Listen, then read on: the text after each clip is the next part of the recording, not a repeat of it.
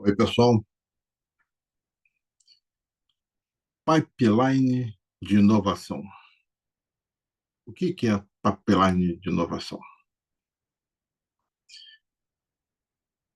O papo de hoje é sobre as etapas para se fazer coisas novas.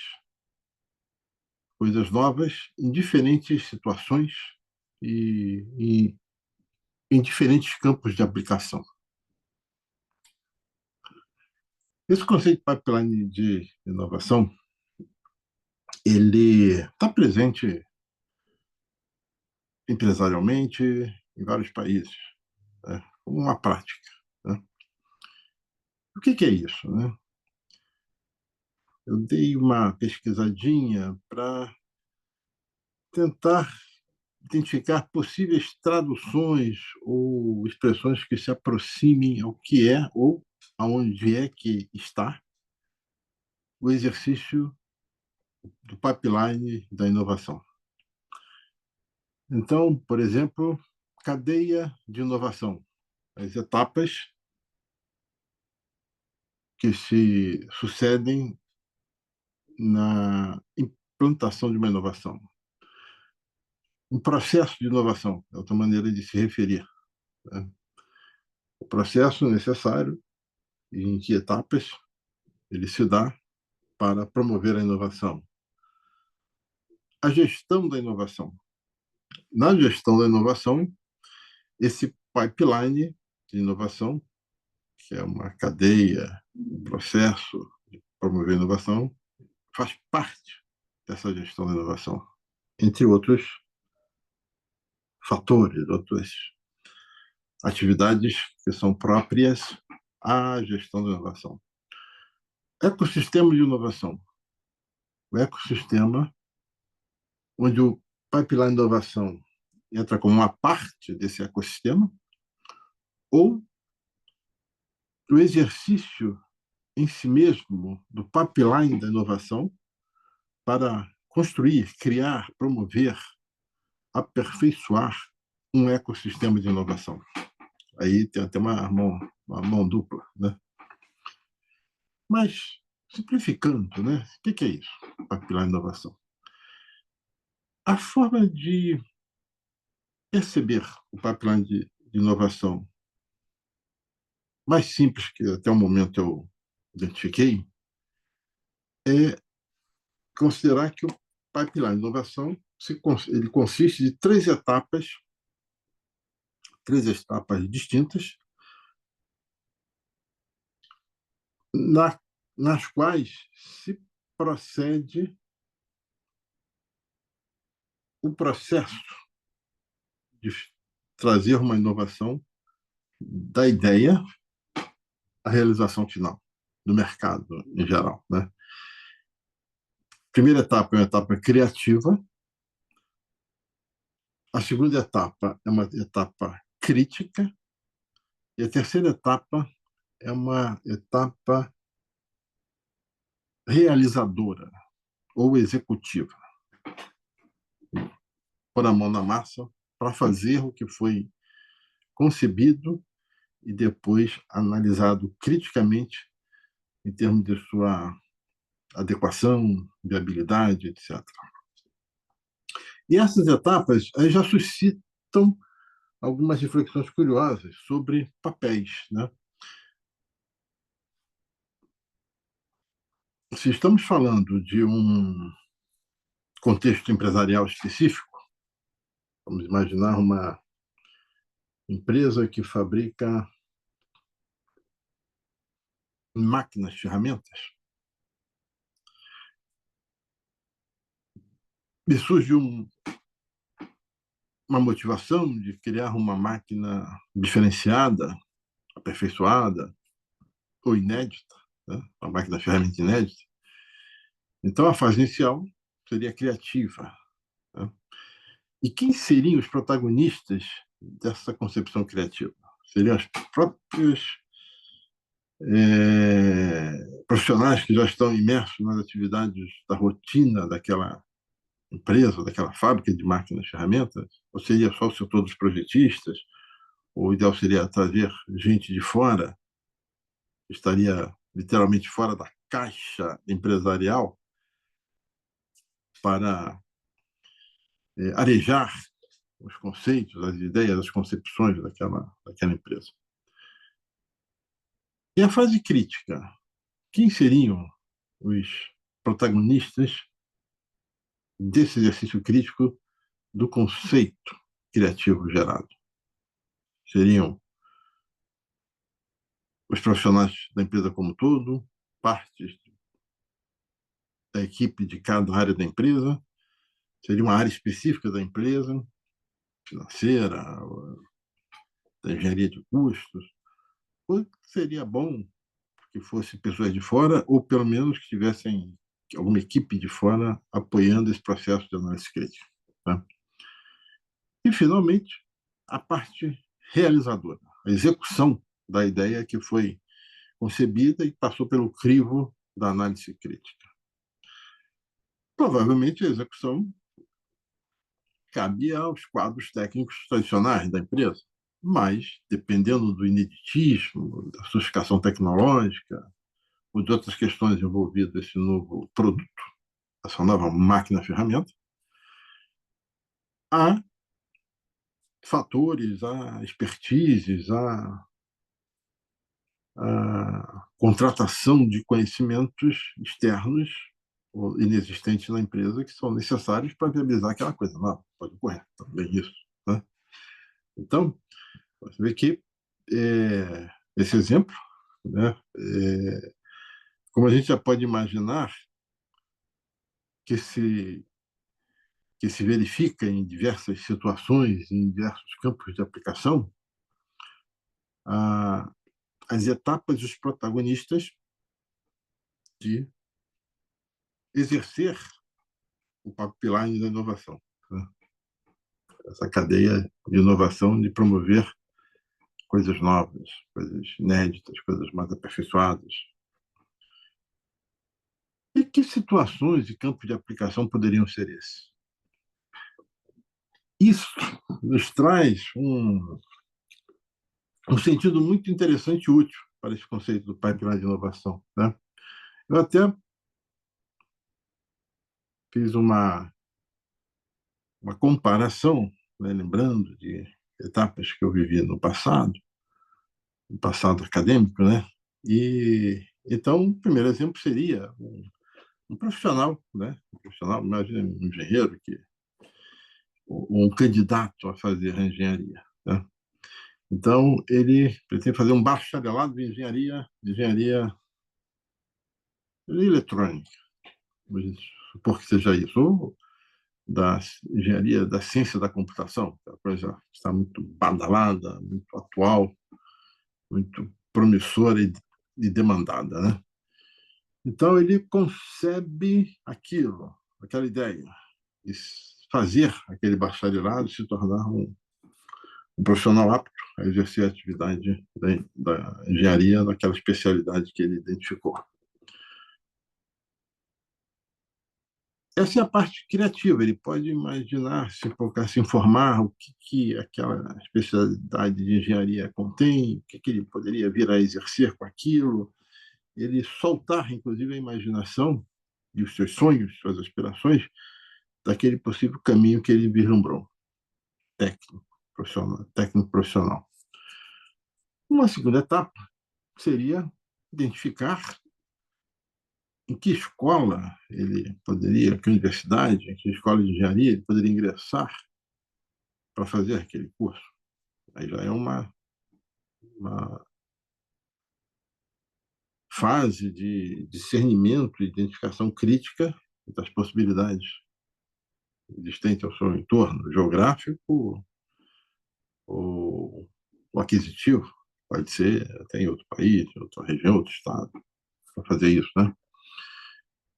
Então, identificar isso e a especialidade ou subespecialidade que ele poderia pleitear nessa escola, as disponibilidades e ele pode pensar na engenharia eletrônica, pode ter uma viés mais de fabricação de hardware, outro mais de projeto de software, outra dependendo da universidade, ela está mais vocacionada a preparar profissionais para uma subespecialidade. Então, escolher a universidade correta nesse sentido é importante, né? É, e depois a fase executiva, né?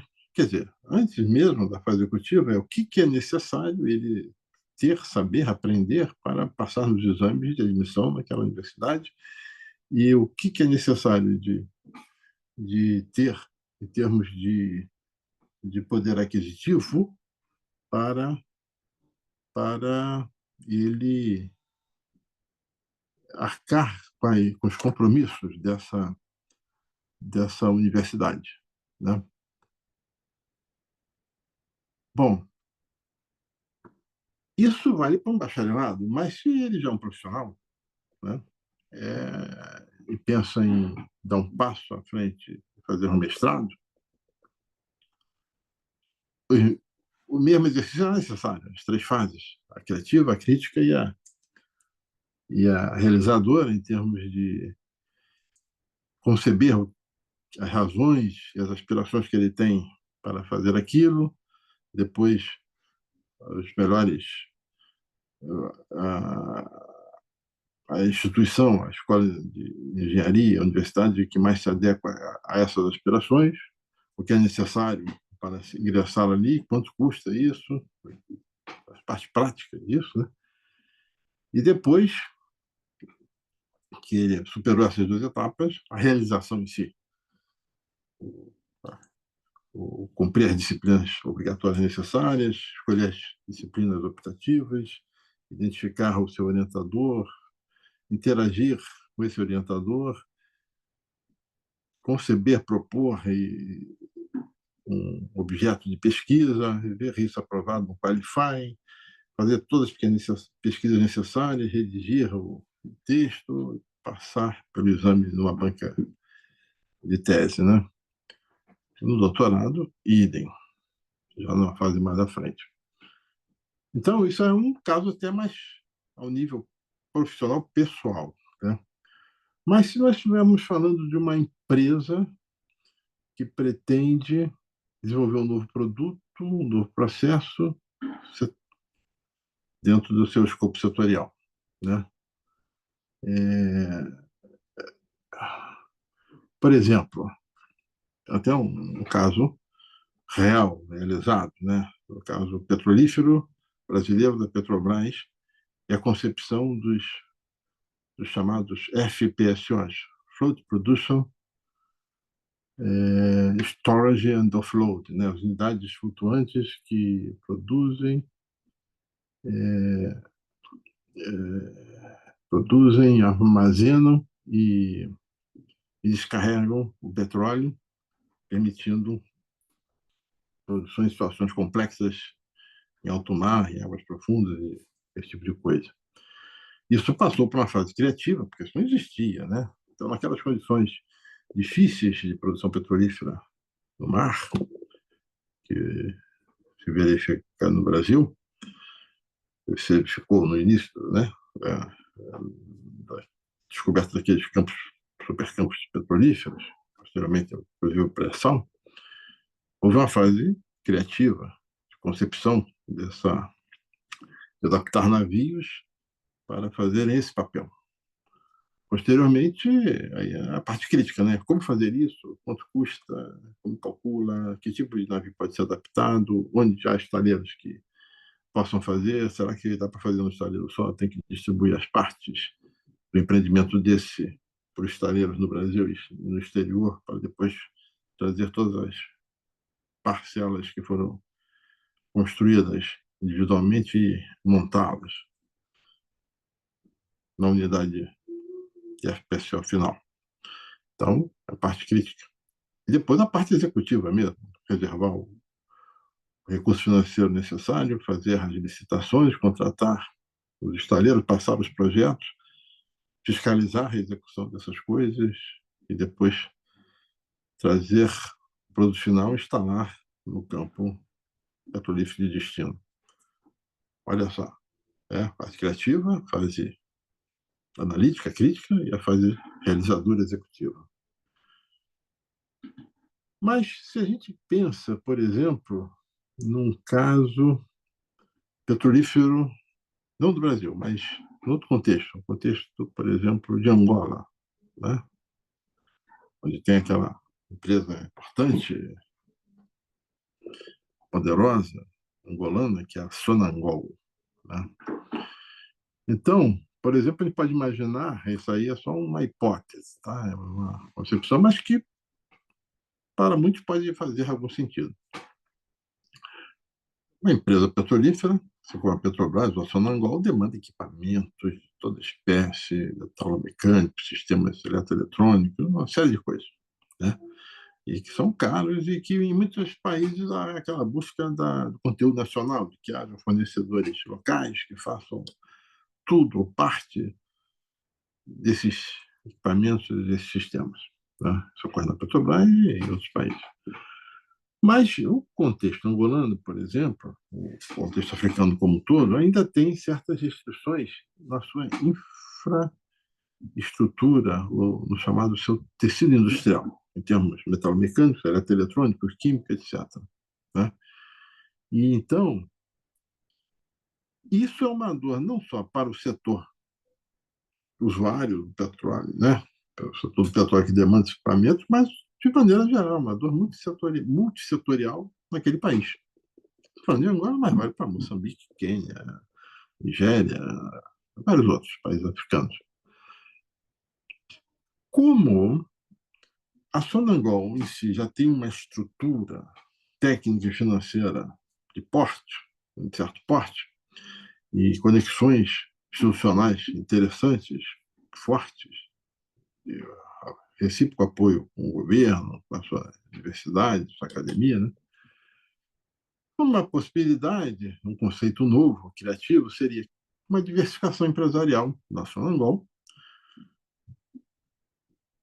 através talvez de uma subsidiária, para entrar no setor metalomecânico e de máquinas e ferramentas para conceber, projetar e construir equipamentos petrolíferos. E, a partir disso, diversificar para equipamentos que atendam a outros setores e, de certa forma, fomentar um setor que está ainda frágil no país, que é o setor metalomecânico especializado. E até com um plano estratégico de um projeto de 25, 30 anos fazendo isso e depois passar essa empresa para os gestores privados, capital privado, tocar e fazer novas diversificações e até internacionalização no contexto africano e dependendo do sucesso dessas empresas, desses produtos em outros continentes, outras regiões. Né? É uma, seria uma outra situação, outro campo de aplicação do conceito do pipeline de inovação. Você faria a concepção criativa de como seria essa diversificação, as aspirações, os sonhos, as possibilidades, depois uma análise racional, crítica, analítica de o que seria necessário em termos de investimentos, contratação de pessoas, atração de quadros técnicos do exterior para realizar isso, eventualmente até alguma aquisição de empresa, fusão, coisas assim. E depois, mão na massa, a realização desse super desafio para o contexto angolano e africano. Então, aí já são alguns exemplos, né? É, bom, pode também haver o desejo da inserção ou do aprofundamento de um país no domínio de algum setor ou segmento tecnológico que é importante, é estratégico e que o país ainda está engateando, está frágil, ainda não partiu assertivamente para buscar conquistar aquilo. Aí é um exemplo, para mim, que é um exemplo ícone, é o caso dos microprocessadores eletrônicos, chips, essas coisas. E aí eu já pego o caso até brasileiro também. Historicamente, algum esforço, alguma coisa, mas tudo muito incipiente. Né? Então, a parte criativa seria visualizar a presença do país com algumas empresas nesse segmento, de fato, indo fundo na tecnologia e na industrialização disso, aportando investimento e aportando pesquisa científica e as outras etapas do desenvolvimento tecnológico, do desenvolvimento de produto que esse tipo de segmento exige. Concepção. Concebido isso, a parte analítica. Quanto isso de fato custa, quais são os desafios reais, o que é necessário arregimentar do que está disponível à volta e o que é necessário trazer do exterior, talvez até quadros profissionais para ajudar nisso, e, e todos os riscos que isso envolve também.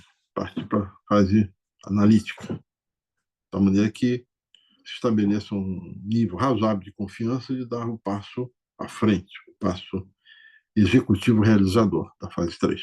Tá? Então, já citei 4 situações, 4 campos de aplicação. O caso do bacharelado, mestrado, doutorado pessoal, o caso do Brasil com as suas unidades flutuantes de produção, armazenagem e descarregamento de petróleo, o caso hipotético angolano da Sonangol se diversificar uma subsidiária metalomecânica e máquinas de ferramentas para apoiar a si mesma as suas próprias atividades e as atividades multissetoriais do país, em termos de demandas por maquinário. E outro caso, ainda hipotético, que é a imersão assertiva de um país no setor estratégico que ele esteja ainda frágil, incipiente, como o caso dos microprocessadores eletrônicos que são tão estratégicos na nossa realidade digital atual. Né? Mas, para fazer um fechamento, né, poderíamos pensar também, de um modo amplo, como seria aplicar esse pipeline de inovação, da criatividade, da crítica e da realização, num objetivo estratégico que tende a fazer toda a diferença nos caminhos do desenvolvimento social e econômico de qualquer nação, que é a questão do sistema educacional. Se um país está com seu sistema educacional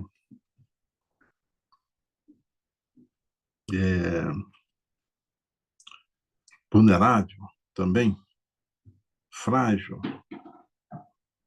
pouco estruturado, pouco eficiente, e queira quebrar esse paradigma, conceber que vai existir no país um sistema educacional muito bem estruturado, eficiente, qualificado para formar quadros profissionais técnicos que o levem a um outro nível de desenvolvimento industrial, setorial, científico, tecnológico, socioeconômico. Então, essa concepção tem que ser arrojada, né? Faz uma concepção bem arrojada. E a fase crítica vai ser trabalhosa também, porque o que é necessário institucionalmente, o que é necessário em termos de investimento, de políticas públicas, de decisões e de resiliência, e perseverar nessas decisões. Né? E depois a mão na massa, realizar isso, né? Formar quadros educacionais de professores, instalações adequadas, tudo que é necessário. Aí a gente até pode ter os benchmarks de referência, por exemplo, se a gente, no contexto lusófono, pensa em Portugal, com sua dimensão geográfica e populacional, podemos que tem um sistema educacional que já é bem interessante, mas que tem problemas, né? Tem problemas. Ele mexe, ocorrem manifestações, professores, né, salariais, ou mesmo a falta de quadros docentes para o ensino da matemática aos miúdos, né, nas escolas. Então, há problemas. E na Europa tem uma referência forte, que é o caso finlandês, que passou por etapas de superação. E essas 3 etapas do pipeline da inovação educacional foram muito bem realizadas e executadas na Finlândia. Então, é um exemplo, para cotejar e para adaptar e buscar trilhar as 3 etapas do pipeline de inovação e marcar esse gol institucional da educação super qualificada. Né? No caso do Brasil, em alguns aspectos, ele pode talvez se cotejar com a China, que está sendo um exemplo de realização industrial e tecnológica. Né? Então, será que o Brasil tem alguma coisa a aprender no sentido educacional com o que é praticado na China para formar seus quadros técnicos, seus quadros docentes, seus quadros profissionais da indústria? Talvez ali tenha algum. Como é que foi o pipeline que a China de inovação que a China trilhou para estabelecer o seu sistema educacional moderno? Né? Então, acho que demos uma boa navegada nesse conceito do pipeline de inovação. Não esgotamos, logicamente. Eu fiz um tipo de corte do tema, né? Mas existem outros complementares muito enriquecedores a conhecer. Tá? Então, era isso aí, pessoal. Minha mensagem da semana demorou um pouquinho dessa vez, mas chegamos lá, né? Um abraço fraterno a todos vocês.